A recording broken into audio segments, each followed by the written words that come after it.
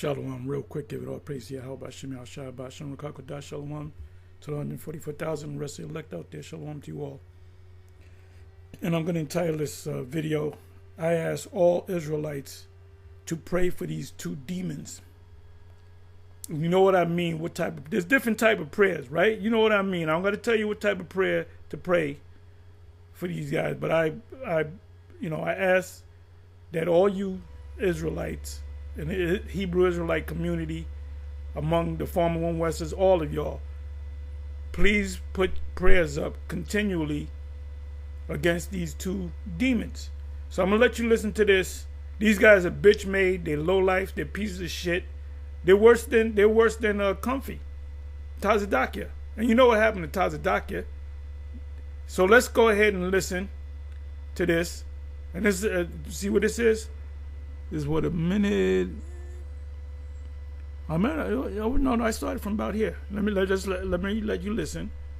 And this is why I say put a prayer up, all right? And this is what, now I understand why Captain Cesariak said, I played you guys be destroyed, you go to the ground, you never come up. If these two niggas is Curry and Dayton, we're looking for Abiram. Where's he?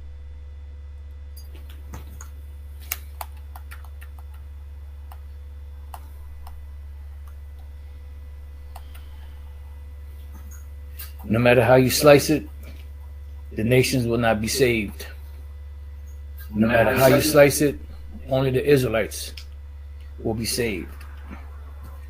No matter how you slice it, no nation will be, in the kingdom of heaven with the Israelites joint ruling. No matter how you slice it, the nations they're going into slavery, bottom line. I'd like to start off by saying Barakatah Yahweh, Ba'ashem Yahushai, Ba'ashem Rakakodash. And you two demons they got them bags. Does that include taking the chip? Welcome to another live lesson. As you heard, the name of the lesson is No Matter How You Slice It. I'm going to play something real quick that the elder Yashawamba sent to me. And we're going to build from there, because we've been asking these two individuals at the Genesis, are the nations going to be in the chariots, the salvation in the chariots? And this is their response. So listen up. This is some of the stuff the question that we get asked. So you guys are saying that a Gentile is going to get on a chariot? That's bugged out. That makes no sense. That's dumb. In Ezekiel 20, it describes the whole nation of Israel being gathered, even the wicked amongst us, to get to the wilderness to then be purged out, the wicked in particular.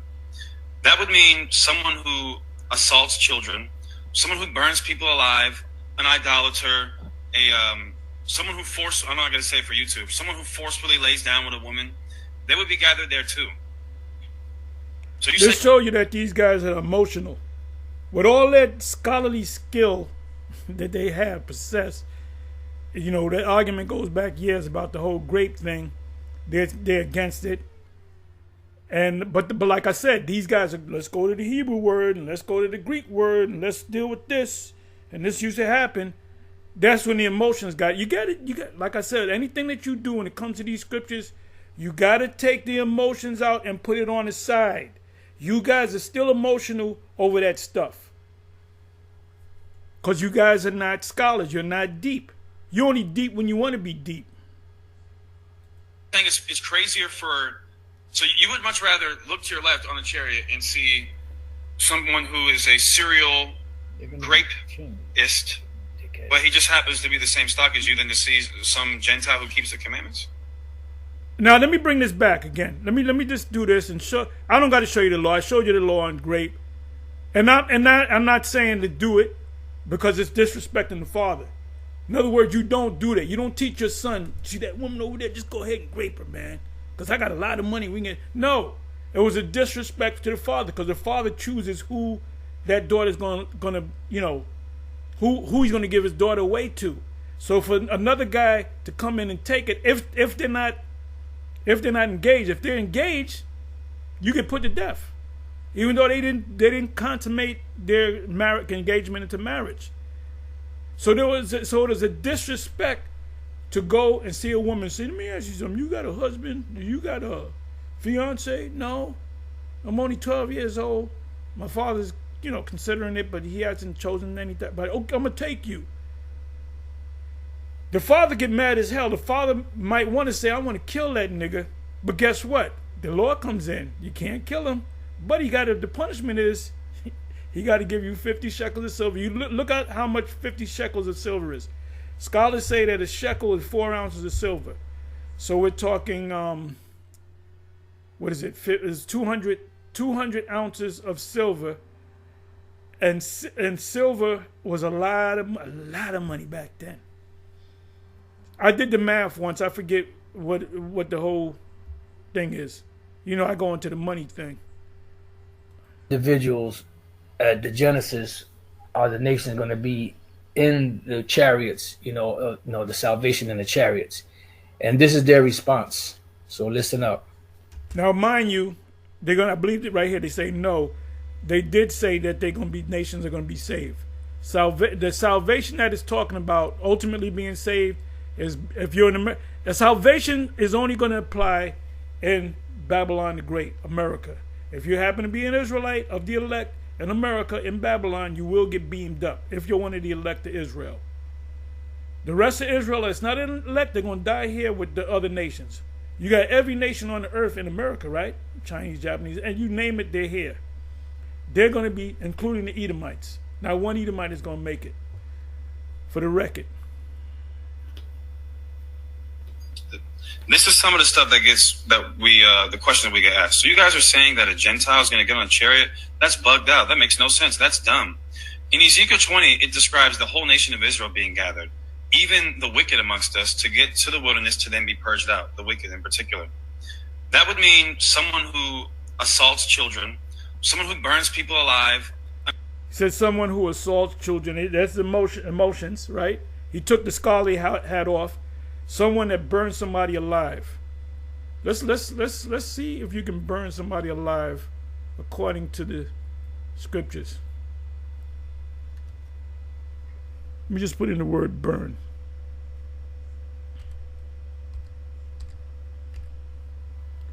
It's the Most High with you burning somebody alive. That's a whole lot of times. So let me see, John 1 Genesis. You know what?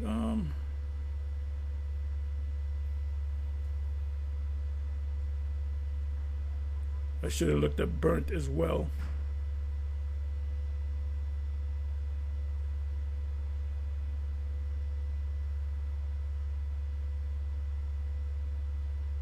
I'm not looking for one particular scripture.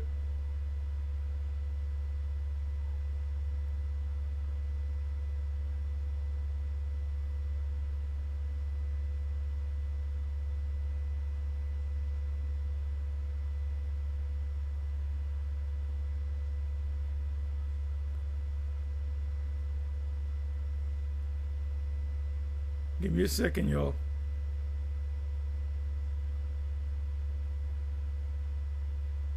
These are all animal sacrifices that you burn them. Powder sacrifices, you burn them.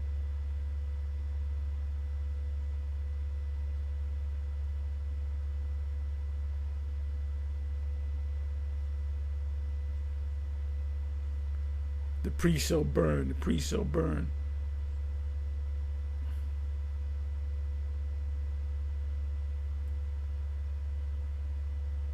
If I'm not mistaken, I believe it's in the 19th chapter. Nope, it's not in the 19th chapter. Leviticus.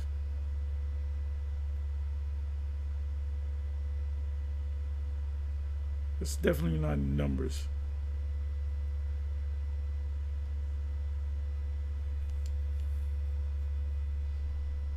Let me try burnt. I'm sorry. Please forgive me. Let me try burnt.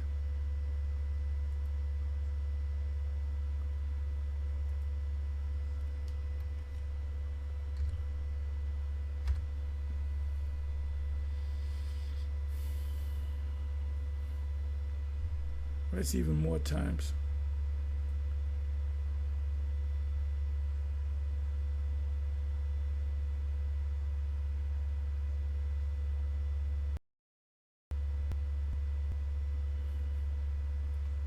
I'm almost positive it's in Leviticus.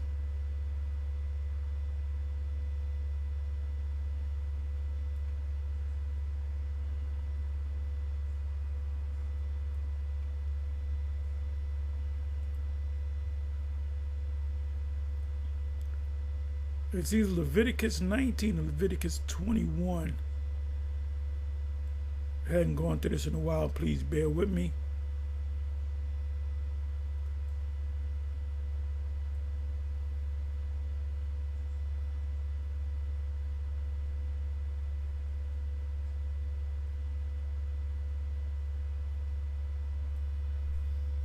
Okay, let's try this one. Okay, Leviticus 20 verse 14, this is the law. And if a man take a wife and her mother, and if a man take a wife and her mother, it is wickedness, they shall be burnt with fire, both he and they, that there be no wickedness among you. So you can't marry a woman and deal with the woman and deal with her mother, like have a threesome. The penalty is death. So according to these two magpies, you can't make it in the ship because you burnt 3 people.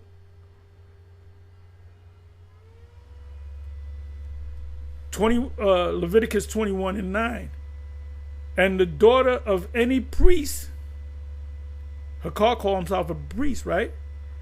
If she profane herself by playing the harlot, she profaneth her father. Does not Hakar call himself a priest? She shall be burnt with fire. Give me a second here. I'm sorry, I gotta come back. Give me a second.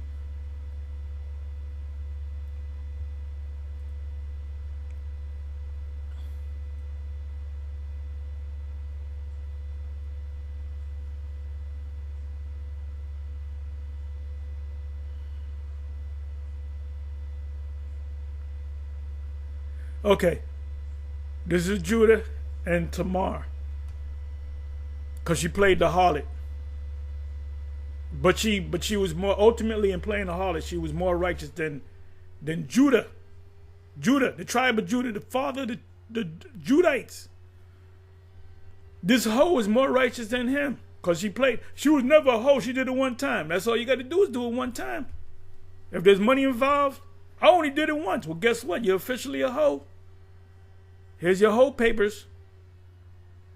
Genesis 38:24, and it came to pass about 3 months after that, because she played a whore. She played the whore.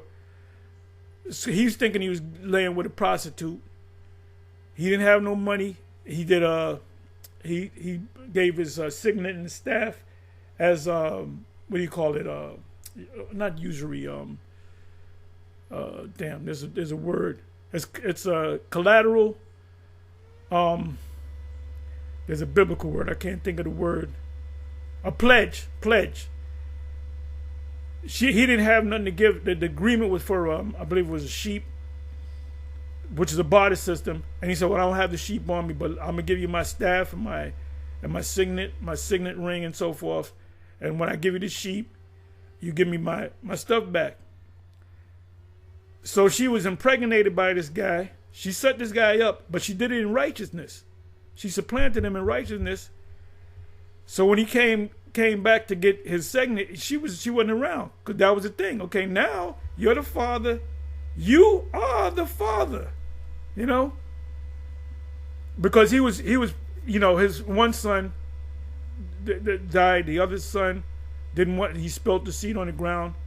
I believe it was another son that was set up. So she saw that this guy's playing games. So I'm gonna get him to impregnate me, instead of the sons, right? It says, and she played a fast one. Women are smart, and they never tell you that they ain't smart. And it came to pass about 3 months after that, after he got between the legs, and she was fine. She was fine, Jim. She was fine. That's from what's this guy? Before Tyson, Frank Bruno. How you doing, Frank? After he got knocked out by an uppercut, he said, "I'm fine, Jim. I'm fine." So she was fine.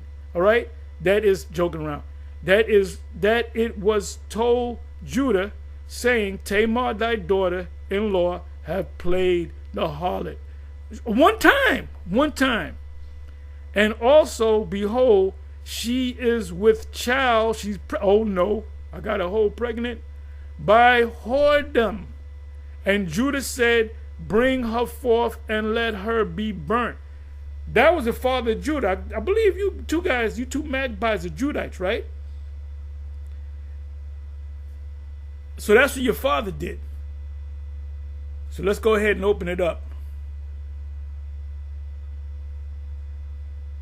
See, that was 150. That's 100%, 1,000,000% emotions coming out of the pie hole of Hakar. Remember, the spirit was never dealt with you, Hakar. You know how I know that? You first went to ISUBK, then you went from ISUBK to Sakari. Then the head of Sakari kicked you out. What the fuck are you doing that you all fucked up like this, man? When she was brought forth, she sent to her father-in-law, which is the father. You are the father, saying, "By the man whose these are, am I with child?" No. Whoever owns this, that's the father. You are the father. And she said, "Discern, I pray thee, whose are these, the signet, the bracelet, and the staff." I didn't mention the bracelet. That's where you get the word signet from. It was a ring. You know, the ancient world, the movies, they take the ring and they seal it. So that was every man had his own signet, right? And the signet was on his ring, signet was on his bracelet, and the signet was on his staff. So he gave up all of them as a pledge to give her a goat or a sheep. It says, "And Judah acknowledged them and said, She have been more righteous than I." Wait a minute. When did you ever hear a man on the planet Earth ever say a hoe is more righteous? This is a righteous man, Judah. This is Judah, the head tribe. King David, Yahushua, Solomon, these great men, the Messiah came out of Judah. This man, Judah. He said, "This hoe more righteous than me." Why did he say that? She played a hoe. Why would you call a hoe a righteous woman? It said, and Judah acknowledged them and said, "She hath been more righteous than I." Why did he say burn her? Because he got caught up in his emotions. Because that I gave her not to Selah, my son. Remember, there was a series of 3 sons. The first son died. The second son spilt the seed. The third son, he didn't give it to. He said, "I'm gonna give you my third son," but he never did it. So she said, "I'm gonna turn the tables on this nigga," right? And he knew her again no more. And it came to pass in the time of her travail that behold, twins were in her womb. I'm gonna read the rest. So anyway, Judah can never be in a ship. I'm pretty sure there was priests in the past that are back here in reincarnation, that in the past life, I'm pretty sure the priests had to actually burn their daughters. Who's this guy that sacrificed his daughter? Somebody help me out. Jephunneh, if I'm not mistaken. Mosai gave him victory over the battle, and he said, "I'm going to sacrifice the first person that come through the threshold of the door." And it was his daughter. Mosai did that. Mosai said, "Okay, let me see if this guy's really going to do it. I'm going to send his daughter." And you know what he did? He had to fulfill that vow. He said, "Baby, I'm going to have to kill you because I made a foolish vow and I put your name in it, so you're going to have to die." You know what she did? She didn't call 911. She didn't run and hide. She said, "Can I be with my friend, my girlfriends, and talk about what would happen if I lived and had children or whatever?"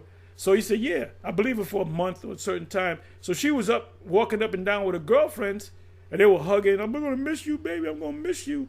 And then she said, okay, I got to go home now. My father got to kill me. What nigga woman you know that would do that shit? They'll call, they'll be on the news. And then vocab will come, see, black Hebrew Israelite attempts to kill his own daughter, but his daughter woke up and called 911. So, therefore, do not get with these Hebrew Israelites because they're a bunch of demons. Whatever. Anyway, let's come back over here. So I want you to explain that magpie number 2.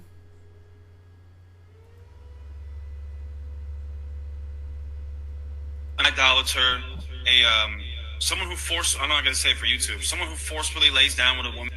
Oh, wait a minute. Did you say idolater or idolater? Someone who assaults children, someone who burns people alive, an idolater, someone who... Did he say idolater? Did he say idolater?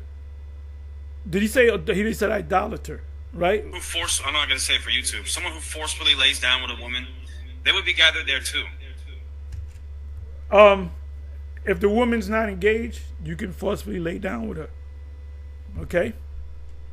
Matter of fact, there's a law. Deuteronomy, if you're not familiar with it, Deuteronomy, what is that, 21 and 10, if I'm not mistaken. I hadn't been to that in a while. If it's not 10, it's 18. It's Deuteronomy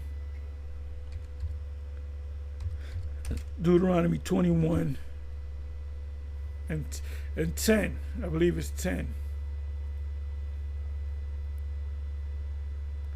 But now go off to war against thine enemies and another nation, and Yahweh thy power have delivered them into thine hands, and thou hast taken them captive, prisoners of war, and seest among the captive a beautiful woman.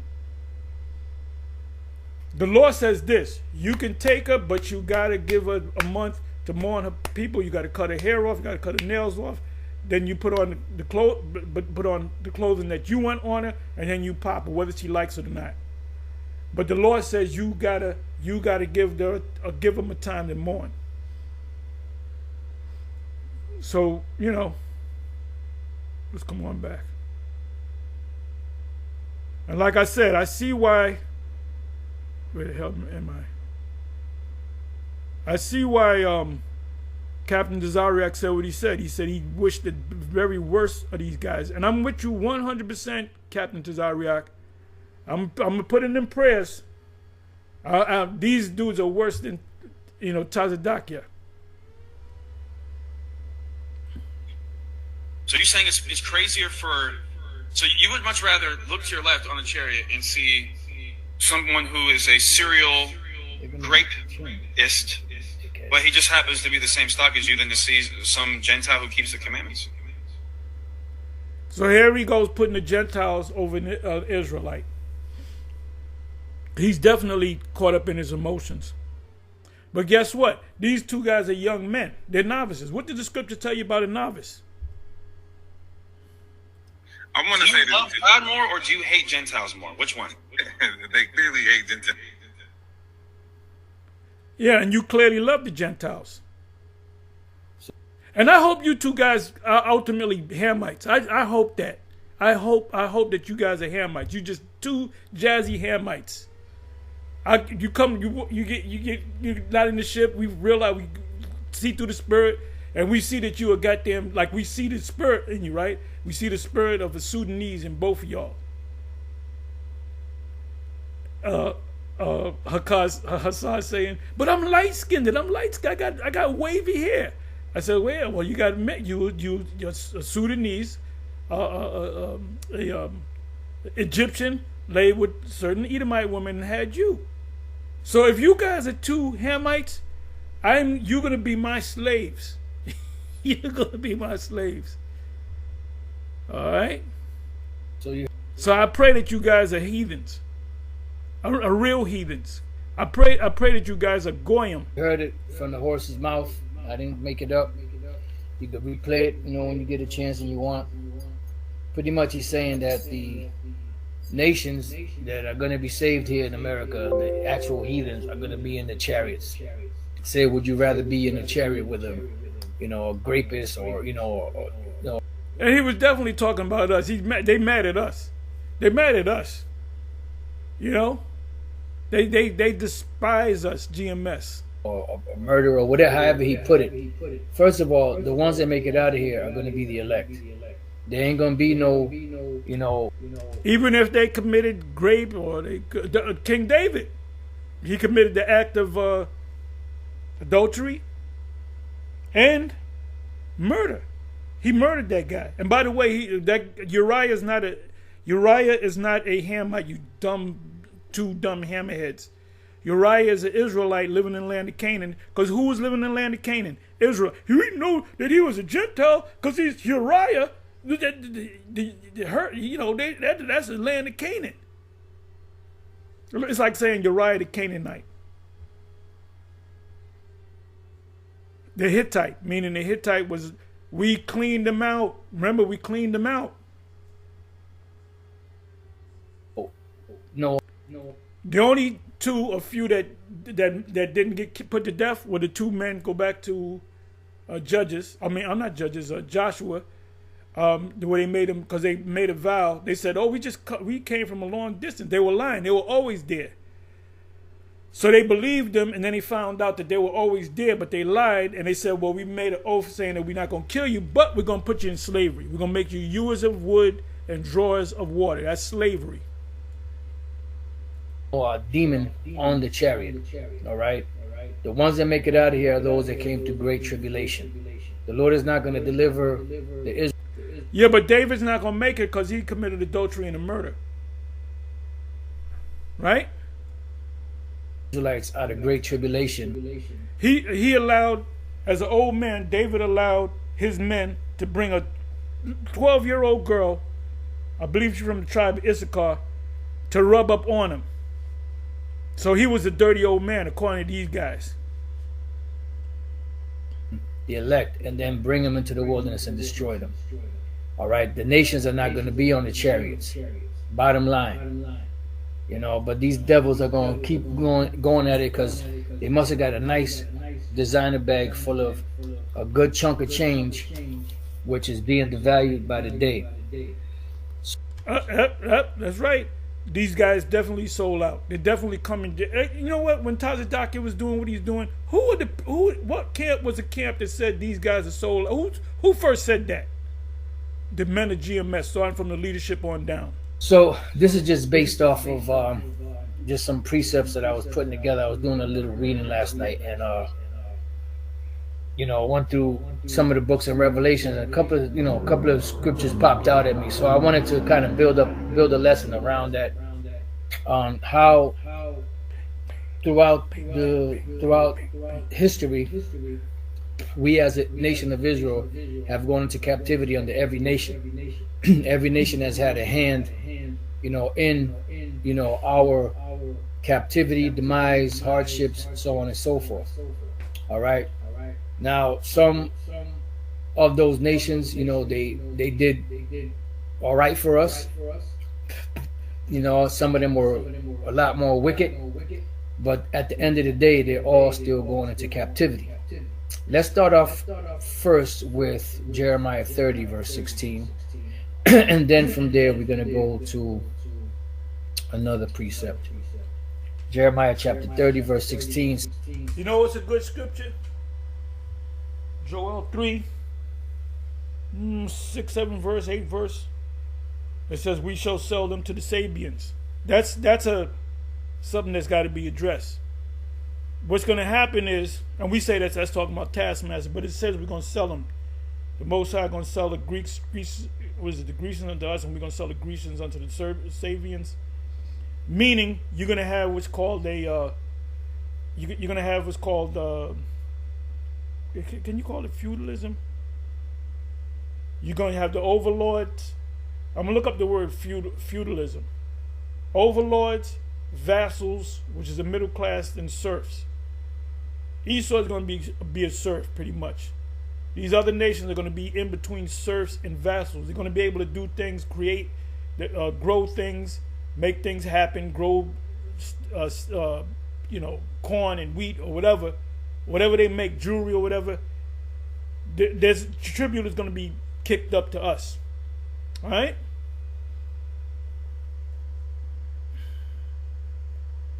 Let me look that word up. We're looking up words today.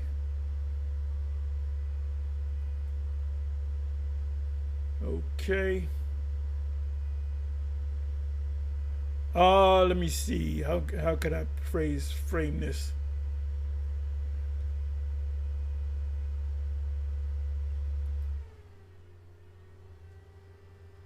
Feudalism, meaning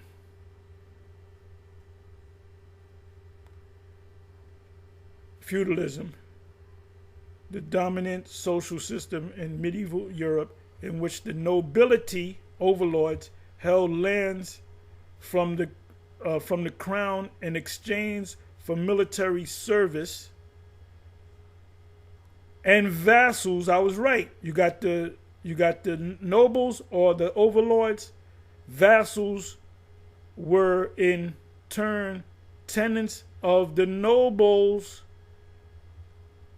Give me a second.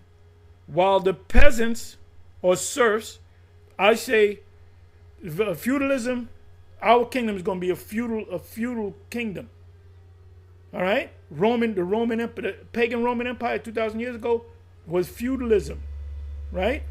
The symbol was the fasci, the overlords, which is the nobility, which represent, we are the nobility. Vassals, which are the middle class, they make things happen, right? Were in turn tenants of the tenants, meaning you paying them tribute, of the nobles, while the peasants or serfs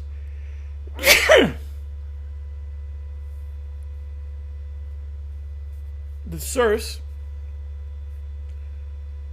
were obliged to live on their lord's land and give him homage, worship, labor, slavery, and a share of the produce. Notionally in exchange for military protection. Babylon the Great, America, is a feudal system. You tell somebody that, they'll look at you like you're crazy. In the House where the Senate and the Congress meet, you have the Speaker in the middle, and on you got the President when he addresses the Senate and the reps. On either side, you got fascis. Fasci represent feudalism. This system is not a democratic system. It's a feudal system. Communism is a feudal system. Every system that you see that's been established is a feudal system. They just call it something else. So our kingdom is going to be a feudal kingdom. Overlords, nobility, vassals, middle people. You shall sell those Greeks to the Sabians, right? The Sabians are going to be like vassals. They're going to be under us, but they're going to be over Esau. And then you got the serfs, which are completely under. You can work them to death or whatever. So y'all know that, right? Our kingdom, what system is our kingdom going to be under? A feudal system. Let's come on back. Matter of fact, you know what? Let me do this. I wanted to make this short, but I can never make a short video. Joel 3.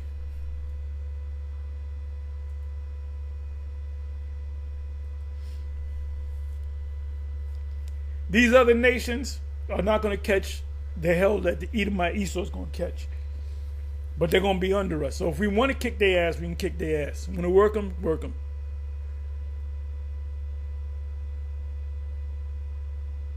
Hey, Solomon and his kingdom, he wasn't beating the hell out of Hiram, the Canaanite. He wasn't beating the hell out of them sailors, them Canaanites. They would be considered vassals. Okay, let me see.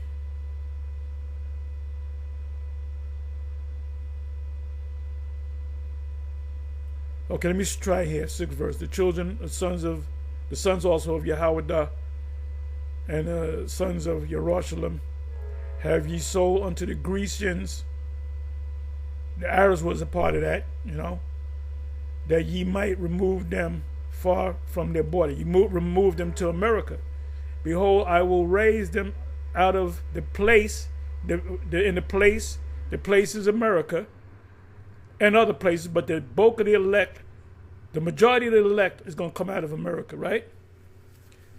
Whither ye have sold them, that's America, and will return your recompense upon your own head. So we're going to get you Arabs, we're going to get you Edom, we're going to get all of you. And I will sell your sons and your daughters into the hand of the sons of Judah, and they shall, who's the Grecians? Yawan, which are the Edomites, and they shall sell them to the Sabians. So the word there for sell is makar. Both times where it says sell, I looked it up the other day. It means makar, meaning to sell. That's where you get the word mercantile. Even though you can't find it, don't try to look for it. If you go to the Etamon, it's not going to give you. The Etamon should say mercantile, goes back to the Hebrew word makar, which means to sell. Sell them to the what? Sabians. Who are the Sabians? Hamites. To a people far off, for the Lord has spoken it. Now the Sabians could be Israelites living. Matter of fact, let me go into the word Sabians. This is a controversial scripture, but it lends to the fact that our kingdom will be feudalism. Let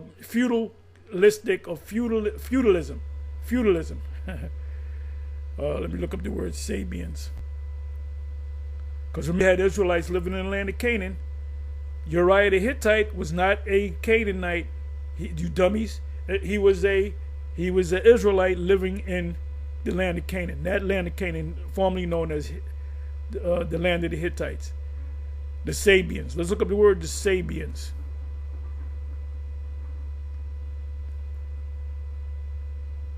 Shaba'ayah,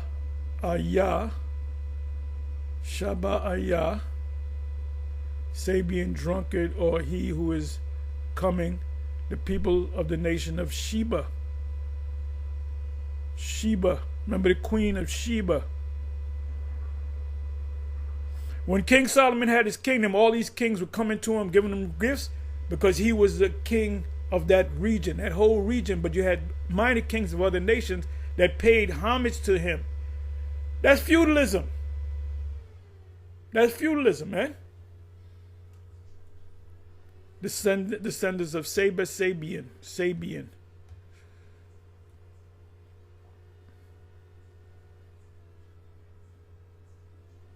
Sabia, a nation and region of Arabia, Felix, which rich in frankincense, spice, and gold.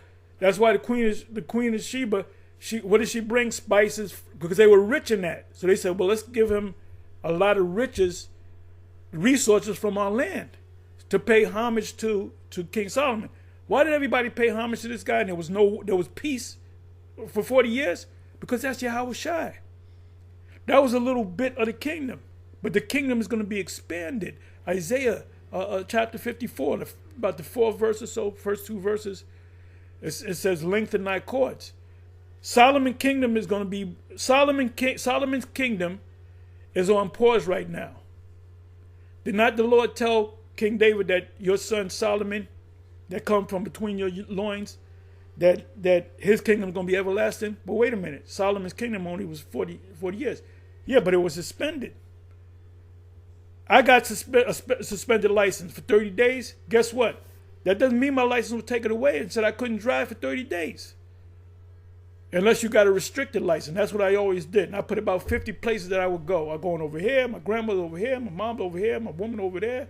I got to do this. I got to go to school. So any place we're creatures of habit, right? We go to the same place all the time. So the police looks at it. They see 50 places. Oh, go ahead, man. Get out of here. See, there's ways around the system.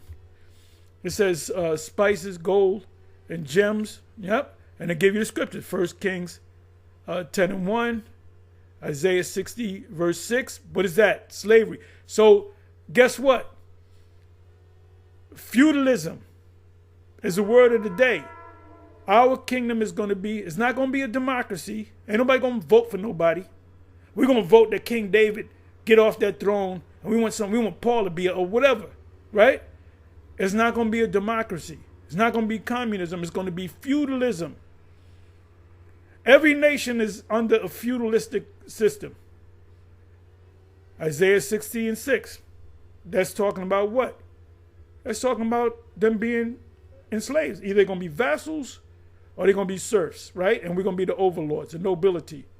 Jeremiah 6:20, Ezekiel 27:22, Psalm 72 verse 15, carrying on a celebrated traffic or business. The business is going to be kicked up to us. Now they're going to be able to live and breathe and trade, but they're going to have to kick a tribute. Let me see. I'm not going to go to these yet. I'm not going to go to these. This is what I'm going to do.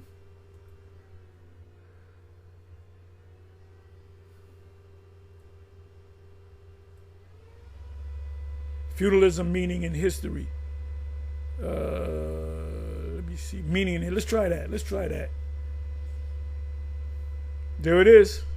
Overlords, vassals, serfs. Let me do this.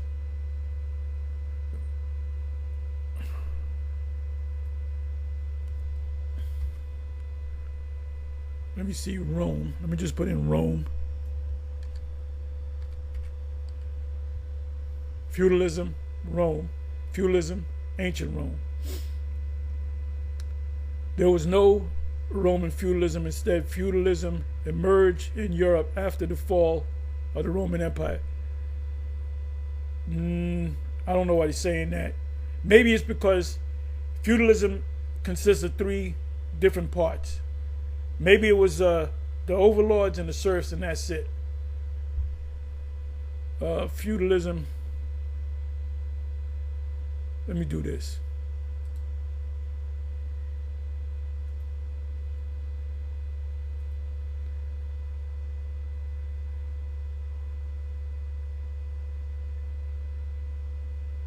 What is a fasci?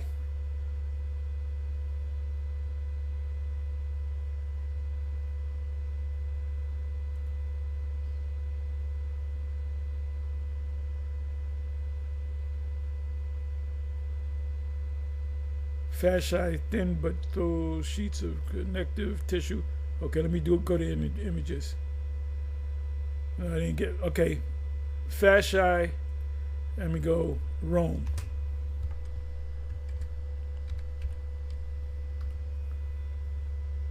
There we go. Fasci, the symbol of Rome, the symbol of the Congress. There we go. Look at that. I didn't know it was going to do this. The Roman Empire all over again. That's a fasci. Why is that in the Congress? Where the Senate and the Congress meet. You got the president. You got the speaker over here. Secretary of State and so forth. And you got a fasci on one side, a fasci on another side. The Romans also carried around the fasci. Another way of saying fasci is fascism.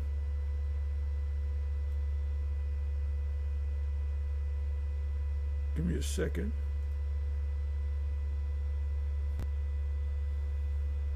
The fasci, ancient Romans most, and here it is. This is what you had. This was part of the Roman Empire, which the U.S. carries the same thing. That's a fasci. That's talking about nation states coming together, bound under the authority of the Roman Empire. So why would Google say fascism did not take place? Fascism comes to stem from the word fasci. Anyway,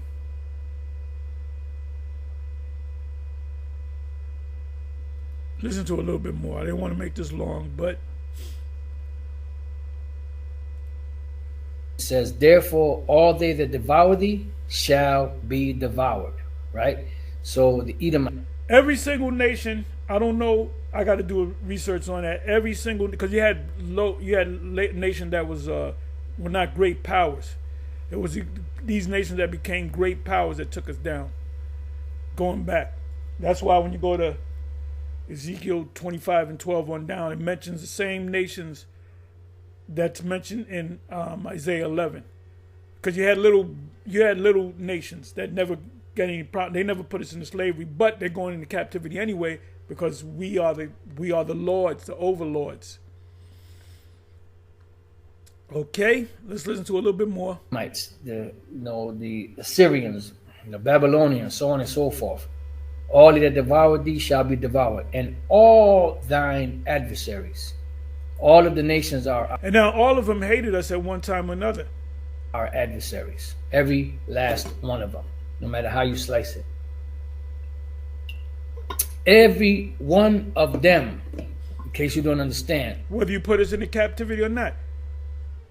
Esau, the elder shall serve the younger. That's slavery. Esau didn't do a damn thing yet because it was already established. So all these nations are going to be under us. Overlords, vassals, serfs.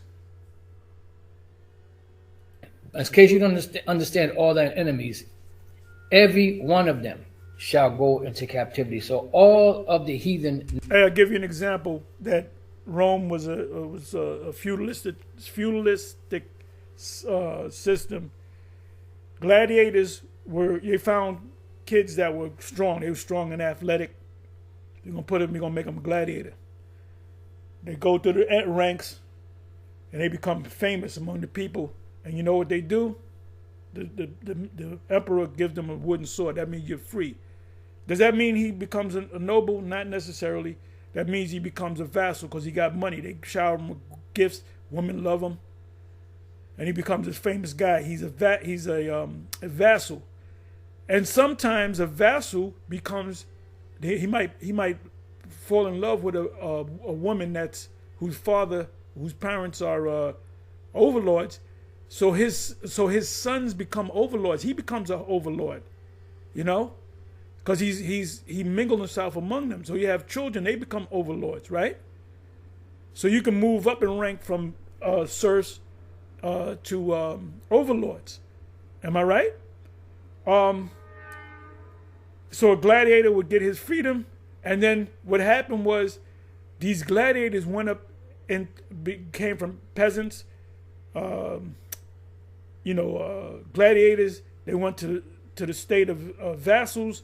Then they went from being a vassal to an overlord, having children, and then becoming Senate. What's higher than the Senate? A council. What's higher than a council in the Roman Empire? An emperor. Jake started becoming emperors, and what happened? They eventually took over the whole kingdom. They took over the whole Roman Empire. Esau lies to this day. They'll do movies on different emperors, and a lot of them. The first gladiator, Marcus Aurelius, was a Jake. His son Commodus was a Jake. That's why this guy, what's this dude? I forget it. He's director. He does those period pieces. Somebody help me out, man. I should say who directed. Give me a second. Let me do this.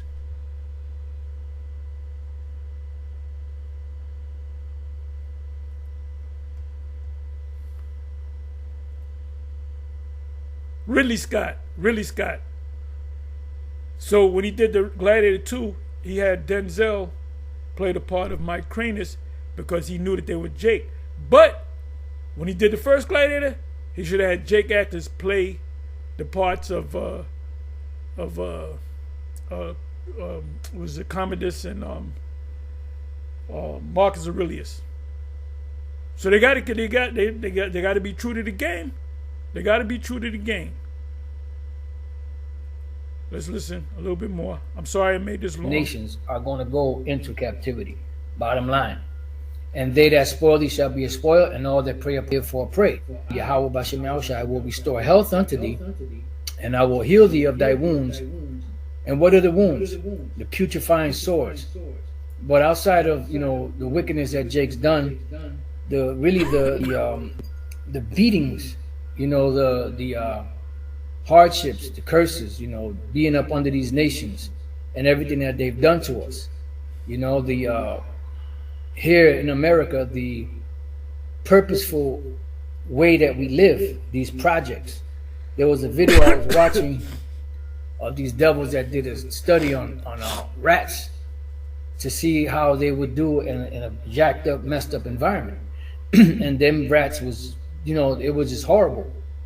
So you would think that they would use that experiment not to have people live in those conditions, but to have the opposite environment. But no, they push. Jake is the way he is because he's wicked, first of all. He's gone under the curses, and the Most High put Esau over them. But they put him in. You spend over 12 years in the school system, right? From kindergarten, first grade, up into 12th grade, right? When you come out, what skills do you have? You have no skills. You know how to read, write, write, add, and subtract, which you do every day, right? You come out with no skills. No skills. These other, like China, you come out of high school, you got skills. And that's put up that way. They did that to keep Jake down, but they did that to keep everybody down. That's why that's why Nero is talking about he want to bring 600,000 Chinese students, or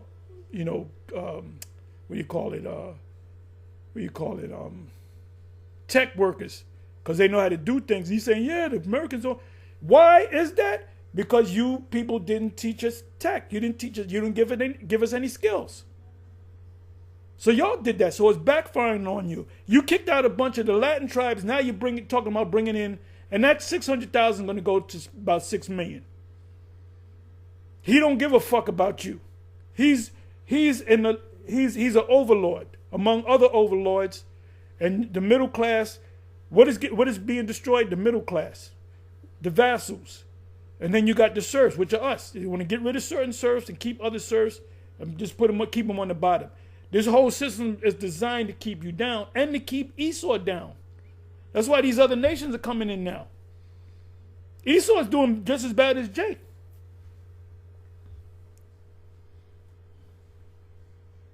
So when you get into these scriptures, you understand how systems work.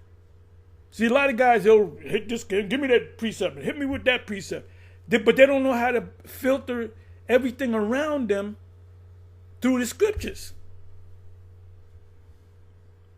Push that environment, and they use that environment for Jake. And when I say Jake, I'm talking about the so-called Negroes, Latinos, and Native American Indians. And that's why you see so much crime.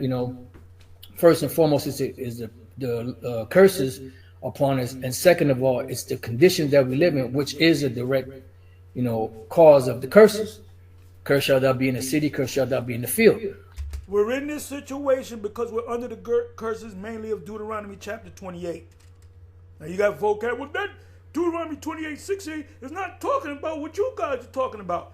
This is why he's a persona non grata. He's a non-person to us. There's no coincidence. You have ghettos, you have hoods, you have barrios, you have favelas, down in like Brazil and down that area. You have shanty towns, like in Jamaica and other places. You have all different types of living conditions that Jake is subjected to that's toxic. So these are the wounds. In the parable of the Lazarus and the rich man, it said that the dogs licked up the sores. Who are the dogs? The other nations. And what are the sores? Well, the curses that are upon us as a nation and our conditions that we find ourselves in. So all of our enemies are going to go into captivity, but the Lord says he's going to restore health unto us. And he's going to heal us of our wounds.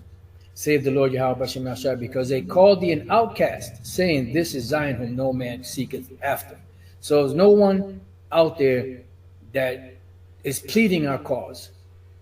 The people that they're pleading the cause for are those small hats that are the ones causing the most misery on the planet Earth. And people are waking up to that. I had a thought I was going to go to chat and ask chat something, but I forgot. Lord's will, I'll do it later. right here, outcast. The word there for outcast is nadach. Nadach, which is to impel, thrust, drive away, banish. So we were banished. We were outcasted. This is why we're known also as exiles. An exile is one driven from his home. You know, so we were driven to be servants. We were driven out of our homes. So the Lord said He's going to, you know, restore health unto us. He's going to build us back up. This is why the prophecy states that the Lord will build up the tabernacles of David that are fallen. And under David's rule, all nations were under his foot. You know, same thing with King Solomon. You know, so the nations were subjected unto us. You know, now in the kingdom of heaven, these nations are going to have to pay for the wickedness that they did, hardcore slavery. You know, if you happen to have any of the nations that were decent to Israel, guess what? They'll still get their head beat in if they don't act right, but they won't get it as bad as Esau. Boom, there you go, vassals. Esau is going to be serfs. And Esau, every last Edomite is going to get their head beat in. You know, you got these clowns that the GOCC used to teach that there's 5 Edomites or something along those lines. 5 Edomites that were good or some crazy shit like that. Some bugged out. It was about as bugged out as teaching that they're actual mermaids in the sea. You know, half fish, half woman. Blasphemy, bullshit. Anyways, let's go from there. Let's go to Psalms, the 83rd chapter. You know why Hassad teaches this thing? Because he's trying to save his mother, his Edomite mother. Every guy to Edomite mother. Let's build more on this. Because no matter how you slice it, the nations are going into captivity. No matter how you slice it, the nations will not be in the chariots of Israel. They are called the chariots of Israel for a reason. No matter how you slice it, they're going into captivity. Only the Israelites are going to be saved. Bottom line. All right? So Psalm 83:1, keep not thou silence, O Most High, hold not thy peace, and be not still, O power. Right? Because the world, the nations of the world, especially their rulers and their kings, they're doing good. They're in safety as far as, you know, their wealth and all of that. But we catching hell. So Asaph here asked the Lord not to keep silence. Do something about this. For lo, thine enemies, the enemies of who? The Most High and us, make a tumult, and they that hate thee have lifted up the head. And this is why the nations always came against us. You know, they hate the Most High. How do we know that they hate him? Because they always look for avenues to where we would do something wrong so that they could come against us, knowing that we are the people of the Most High. Bottom line. It says they have taken crafty counsel against thy people. Right. When you're crafty, you're really slick, conniving. You know?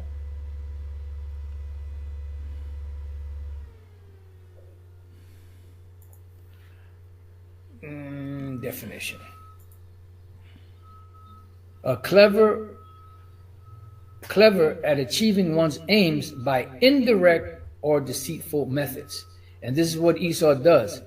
Indirect and deceitful methods. Because outside of the blessing of the sword, his other blessing. See, as long as they can keep this lie going, they can stay on top. So that's why they come up against us. You know?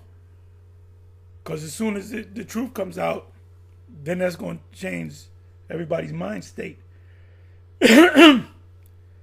But that's happening to fulfill prophecy. So it's coming out now. Most High got us out there. Highways and the byways. The Most High gave us the web. And they can't control it. This is the Wild Wild West. Is that they work with deception.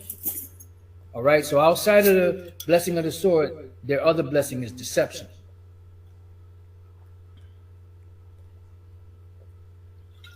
The serpent was more subtle than any beast of the field, and the serpent in the garden was not no goddamn Canaanite.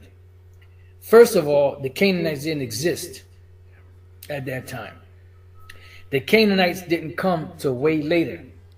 You know, when Noah had Ham, they came out of Ham. And you can't say, well, you know, they were in the land of Canaan. No, because the land of Canaan didn't exist back then, called Canaan. The land was called, there was the Garden of Eden. There was no land of Canaan. There were no Canaanites back then. So the serpent in the garden was definitely not a Canaanite. Fucking clowns, boy, I tell you. Says they have taken crafty counsel against thy people and consulted against thy hidden ones. Who are the hidden ones? The Israelites. How are we hidden? Because no one, you can have a special documentary on any PBS, on Netflix, anywhere, and they will give chance to any other nation on the planet Earth as being the Israelites, except for the so-called Negroes, Latinos, and Native American Indians. This shows you how low we've been brought as a nation. This shows you how despised we are as a nation. So yes, but also the jig is up, because once they say, you know what, the Negroes and people of North and South America and the great descent of the Israelites, and they, like, let's say more than half of the people in the UN agree that, then a whole bunch of questions come up. A whole can of worms is open up. They open up the Pandora's box. The question is, well, if that's the case, why aren't they in the land? Because people that are in the land now claim they're the people, but we have facts that they're not the people, so we got to get rid of them and put these people back. And we go do deeper research, we find out that they're from Mount Seir. So they don't even own Europe. They don't even control Europe. You say go back to Europe. They're not from Europe. It was dark people that would live in the original landowners of Europe. So we're going to find out where you came from. Or you came from Mount Seir. We're going to put you back in Mount Seir. We're going to stuff you and put you back in Mount Seir. Which in the kingdom, you're not going to have a land, because you're going to be serfs. You're going to be scattered around the planet Earth, wherever Israelites are, to serve them as serfs. And then the vassals, the other nations, are going to serve us too, mainly by tribute. It's not like we're just going to be beat. Okay, I'm going to beat the hell out of them all day long. For the next 12 hours, I'm going to beat the shit out of a Canaanite. And you got to get beating the hell out of a Canaanite. He's beating the hell out of him. Then the next 12 hours, you're going to beat the hell out of a Moabite. Oh, come over here, Moab. Beat him down. Okay, for the next 2 days, I'm going to beat the shit out of it. No, that's not going to happen. You're not going to be hearing people getting beat down and yelling. There's going to be an order. Esau is going to be at the very top, the very bottom, the very bottom. And the other nation is going to be from the bottom to the middle. And we're going to be on the top. Okay? And none of these nations can marry into Israel to get that spot. Now, we can take women, vassal women, or even serf women, and we can pop them, have children. Guess what? Those children become Israelites, but that woman is she's still under you. The consensus of these nations is the hell with those Israelites, but you're going to give them a pass, as they can be saved in the church. He's trying to save his Edomite mama. That's what he's doing it for. He's trying to save his Edom. I got a way to get my mother. She can make it. You're gonna give them a pass, as they can, be in the kingdom of heaven. The only part they're gonna play in the kingdom of heaven is to be slaves, servants. That's it. And after, servants and vassals, serfs and vassals. After the 1,000-year period, they'll be allowed to rule among their land. Among their own people, but they will still be tributary to us. And don't listen to Bishop Nathaniel. The Lord is not going to destroy all nations. Who the fuck is going to be the slaves, the servants? You got some real bugged out shit going on in Israel today. But we shouldn't get mad, because they're stumbling blocks. Remember, the Most High set up these stumbling blocks. And the enemies are loving it. But you know what? It's all prophecy. Because the Lord is making his truth more and more precious. As the Elder Apostle Gabar always says, that truth is precious, because there's a lot of truth, right? There's plenty of truth, but it's not open for everyone to get it. So it's precious. Like during the time of Samuel. I believe it said that during the time of Samuel, there was no open vision, or before that, something along those lines. I can't think of the exact quote. You better know what I'm talking about. There was no open vision. So what? The word of the Lord was precious. So in these times, the more popular the Hebrew Israelites become, the more precious the word becomes, because the harder it is to get to the actual truth. So not only do you have to contend with these different religions, you also have to contend with these false prophets among the Israelites. So it says, they have said, come and let us cut them off from being a nation. And this is why Trump and the Trump administration are mainly going after the so-called Latin tribes. Because if they didn't know back then, they definitely know now that the so-called Latin tribes are the lost tribes of the nation of Israel, the 10 lost tribes. And this is why they're going after them. Out of all of the nations that are here on the soils of America that came through those borders so-called illegally, the only ones that are the biggest threats, the most, the ones that do all the work, that pick your crops, that that build up your houses, that do all the menial tasks that no one else wants to do, they are the biggest threat. They're the ones that's being, Yeah, I believe strongly that they trying to break when Ephraim and Judah come together, that's when all hell break loose. When Ephraim come, the other tribes are right behind him. That's why it says in Isaiah 11 about Ephraim and Judah coming back together. Judah represents Benjamin, Levi. Ephraim represents the rest of the tribes. When they come together, that's a fulfillment of prophecy. Then this place is going to go down. So I believe the elite, his hidden masters told him, oh, let's get after these people. And they work. Them motherfuckers be working. Okay? The name of Issachar is he is hired. So he's messing up the economy. Because ain't no Jake going to be working no 12 hours a day. Jake ain't built like that.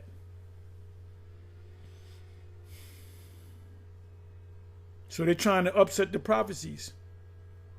Remember, ladies and gentlemen out there, the super elite knows exactly what's going on. They know that they're the Edomites. They know that Babylon the Great is America.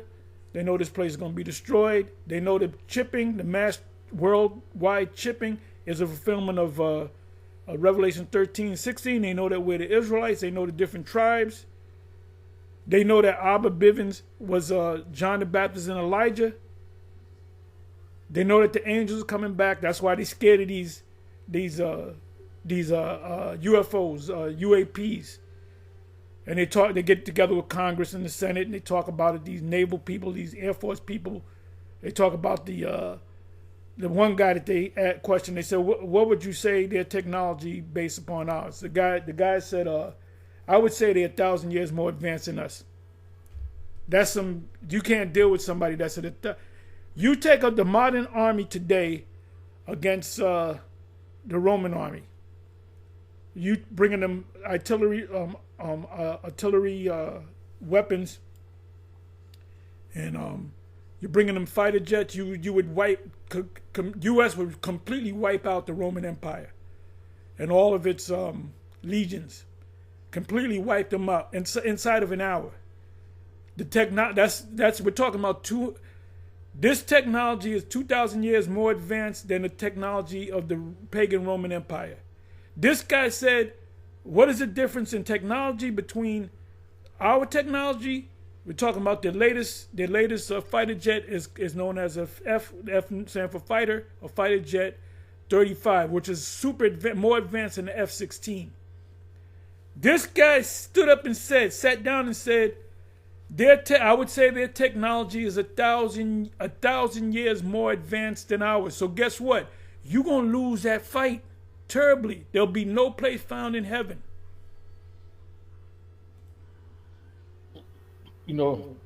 Hunted down like animals.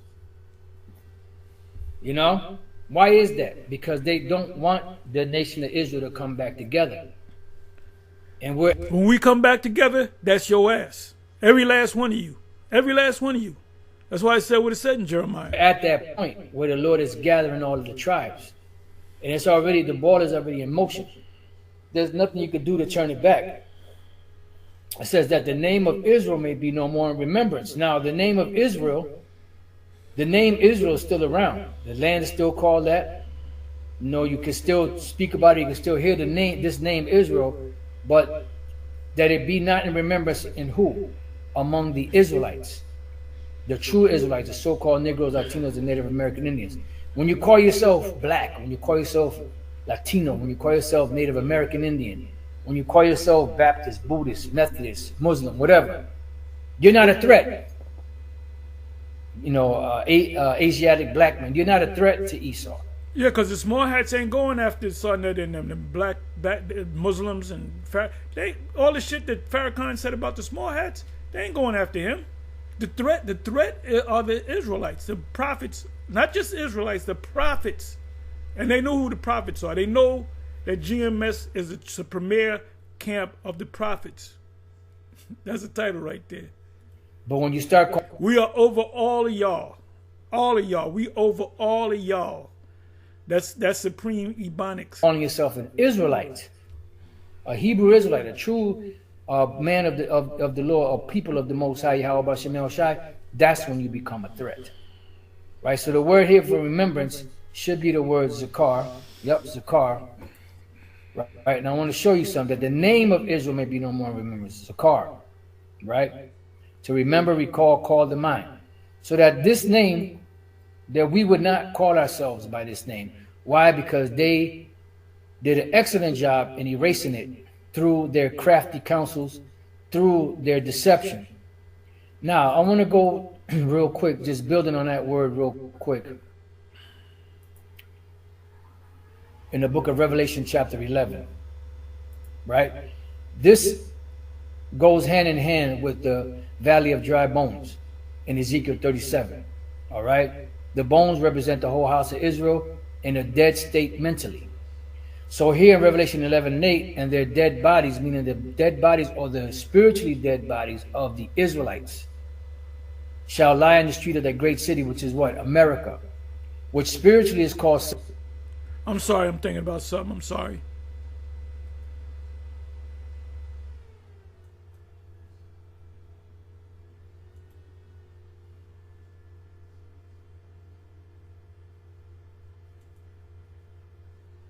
How many nations use the Via Maris route?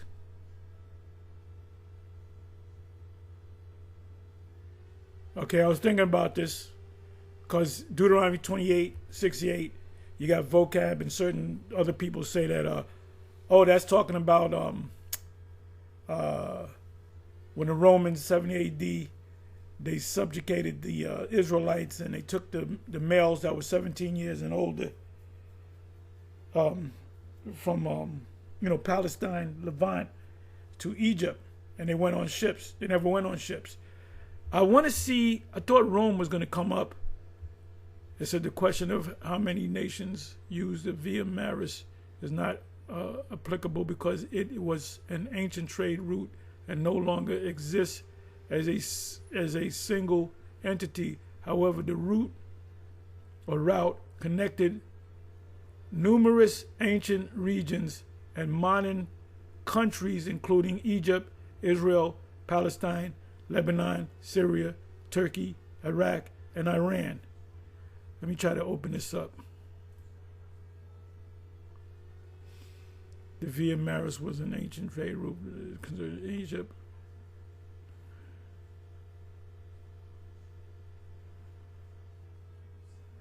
Let me see something.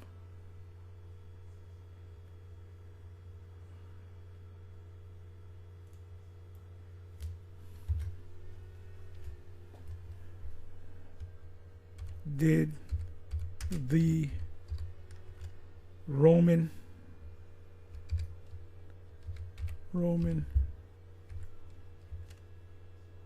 Emperor, let's see what's up.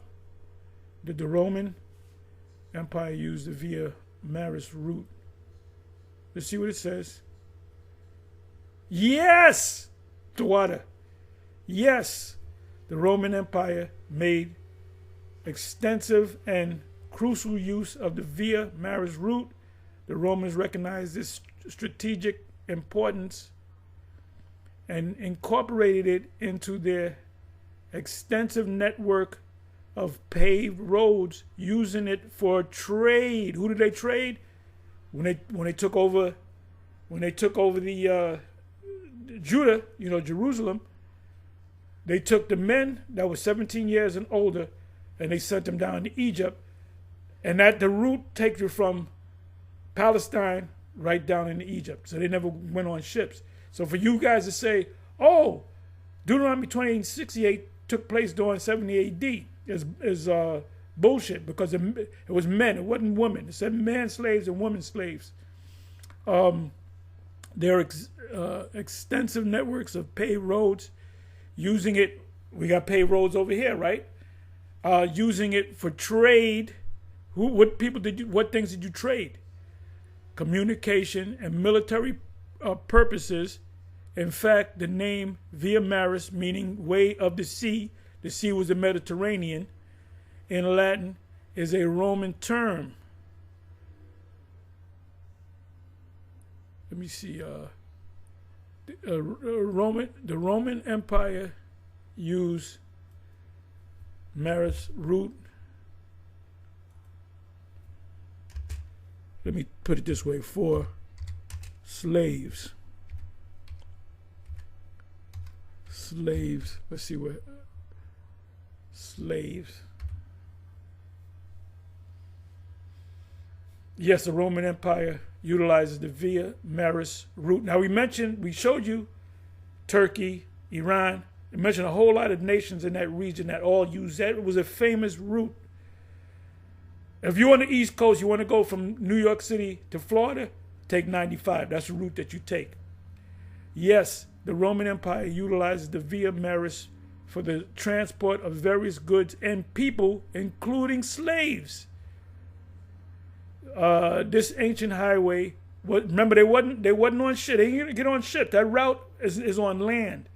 This ancient highway was a critical trade and military route that connected Egypt with Syria and Mesopotamia, passing through the Levant, modern-day Israel, along the Mediterranean coast. Let me put in 70 AD. In 70 AD.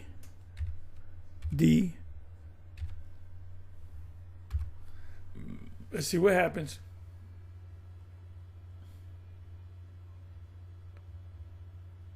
Yes, the Via Maris was a way of the sea.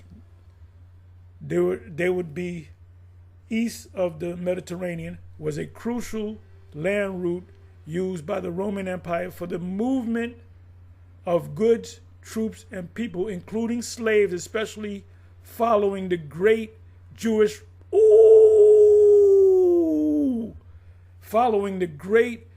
revolt and the siege of Jerusalem. So what did they do? They took these. If you go deep into here, I'm not going to go too much deeper. Let me see. Prisoners of war context in 70 AD. A significant source of slaves for the Roman Empire was prisoners of war. Right, when they took us over, they made us prisoners of war. And the other nations too. Because that defeat was for them destroying Israel. They minted coins. Titus' younger brother, Domitian, he had a honorary arch built for his brother for taking over the Jews, right? That thing still stands today. Following the Roman victory in the First Jewish-Roman War, 70 AD, particularly the capture of Jerusalem in 70 AD, approximately 100,000 Jews were enslaved. Transportation routes. Let's see what it says. These captives, Jews, needed to be transported from the Levant to various parts of the empire, including Rome itself, for labor, gladiator arenas, the jakes with gladiators, or domestic servitude. The Romans utilized both sea and established land routes like the Via Maris, which is on land, for such large-scale movements of people and goods. What were the people that they moved? The Israelites. The boys that were 17, or men that were 17 years and above.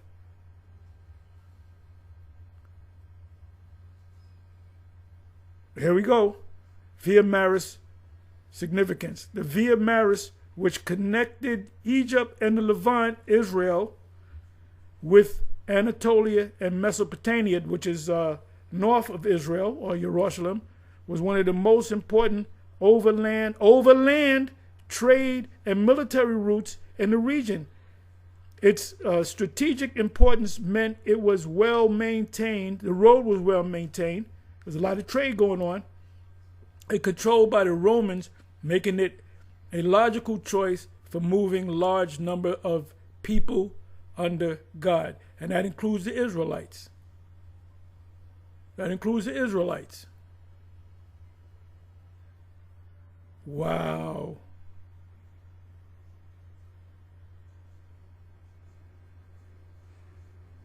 So when you guys say Deuteronomy 28:68 took place in 70 AD, they never went on ships, and they didn't take women and cast them in, send them down there through that route or that route or the Via Maris route to go into Egypt to work on the mines or whatever they had to do.